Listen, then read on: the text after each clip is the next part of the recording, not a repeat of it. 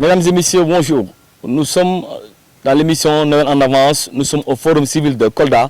Nous allons à la rencontre de M. Camara, qui est le coordinateur du Forum civil de Kolda, pour nous dire également comment il a vécu l'année 2022, mais également quelles seraient les perspectives du Forum civil, mais aussi lui en personne en tant que leadership. Aussi, il nous dira comment il a vécu, quelles seraient les perspectives de l'année 2023.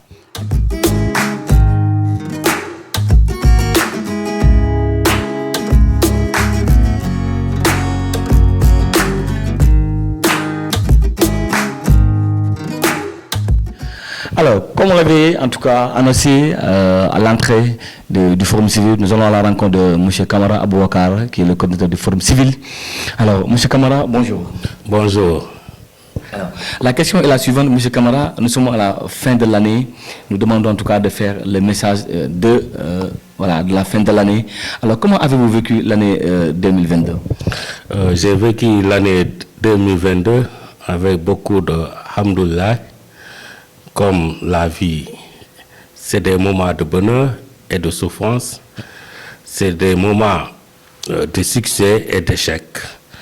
Et si nous comprenons la vie comme ça, à la fin d'une année, à la fin d'une journée, à la fin d'un mois, on dit Alhamdulillah.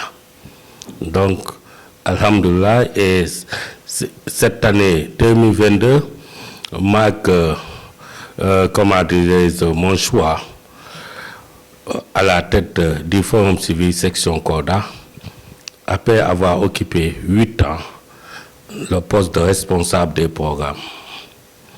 Et l'année aussi 2022 marque mon entrée dans le bureau exécutif national du Forum civil, et qui est l'instance de décision et dont l'instance d'exécution et l'instance de décision, le conseil d'administration.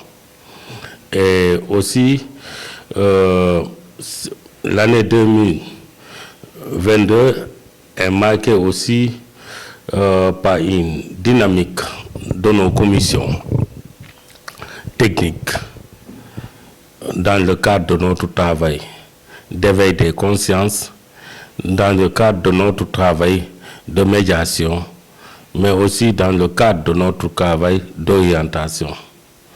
Et aussi, nous disons que dans l'ensemble, c'était aussi les élections au niveau des collectivités territoriales, avec la venue de différents acteurs.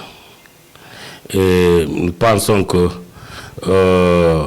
le vote des populations vont être matérialisés.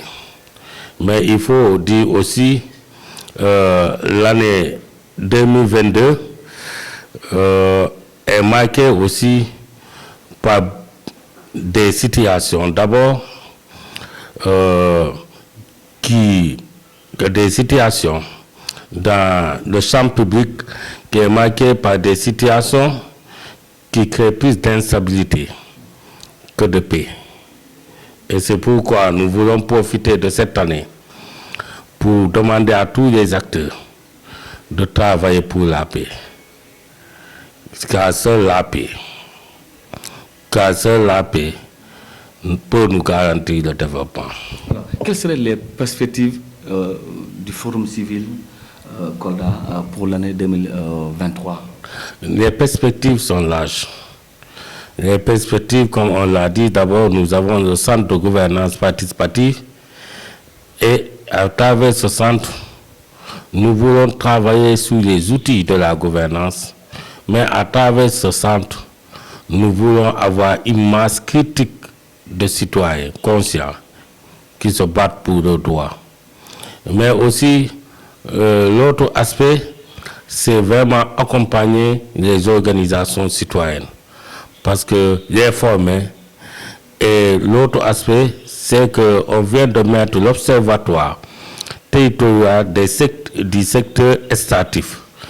Vraiment, c'est un cadre qui regroupe toutes les organisations de la société civile, mais aussi c'est un cadre qui va nous permettre de jouer notre rôle principal, qui est le rôle de veille, de contrôle, mais surtout se battre pour que les populations puissent ressentir les retombées de leurs ressources naturelles.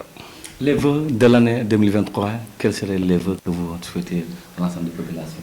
Une année de paix, une année de valorisation de la gouvernance, parce que sans la gouvernance, on peut avoir des milliards, mais les populations ne vont pas sentir l'importance de cet argent. C'est pourquoi, dans tous nos domaines, nous devons valoriser les principes de la gouvernance, la transparence, l'efficacité, la participation citoyenne, la redevabilité et tous ces facteurs qui vont permettre aux populations de sentir le bien-être.